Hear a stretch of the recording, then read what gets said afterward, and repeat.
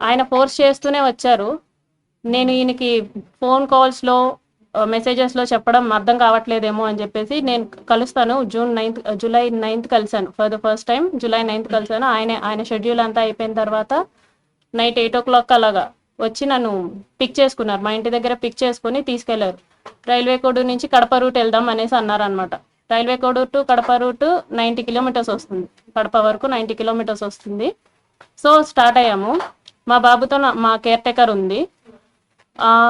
In the mean వైల్లో ఆయన మళ్ళీ ఎందుకు కలవని అంటున్నావు, ఎందుకు మెసేజెస్కి అలా రెస్పాండ్ అవుతున్నావు, ఎందుకంత పొగరు చూపిస్తున్నావు అని చెప్పేసి ఈ మాటలు మాట్లాడారు.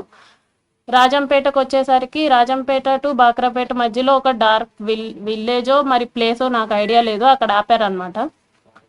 ఆపిన తర్వాత నేను ఎందుకు ఆపారండి అంటే, ఎందుకు నువ్వు నాతో సరిగా ఉండట్లేదు, ఎందుకు నేను అడిగినవన్నీ చేయట్లేదు అని చెప్పేసి కాన్వర్సేషన్ స్టార్ట్ చేశారు. లేదండి నేనైతే ఆ టైప్ కాదు, నేను ఇక్కడ 5 years నుంచి ఉంటున్నాను, నేనైతే ఆ టైప్ కాదు, నేనేంటో నా జాబ్ ఏంటో అన్నట్టు ఉండేదాన్ని అనేసి నేను చెప్పాను. నువ్వు నాకు సెక్షువల్లీ కావాలి అనేసి ఆయన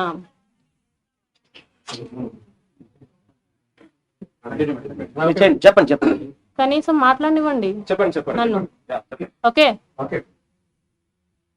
సో ఆయన సెక్షువల్ సాటిస్ఫాక్షన్ కావాలి నాకు నీతో అనేసి అన్నారనమాట.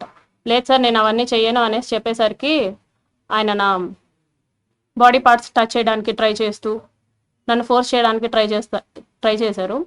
కార్ డోర్ ఓపెన్ చేసేలోగా నా జుట్టు పట్టుకొని ఇలా లాగారు, ఎడ్జ్ ఆఫ్ మై హెయిర్ పట్టుకొని లాగారు అనమాట. నా ఫ్రంట్ సీట్, నేను ఫ్రంట్ సీట్లో కూర్చున్నాను.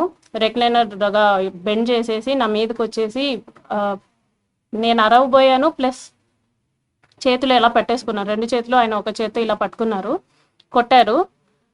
ఫోర్స్ఫుల్లీ నా ప్యాంట్ అది తీసేసి he force himself on to me for the first time.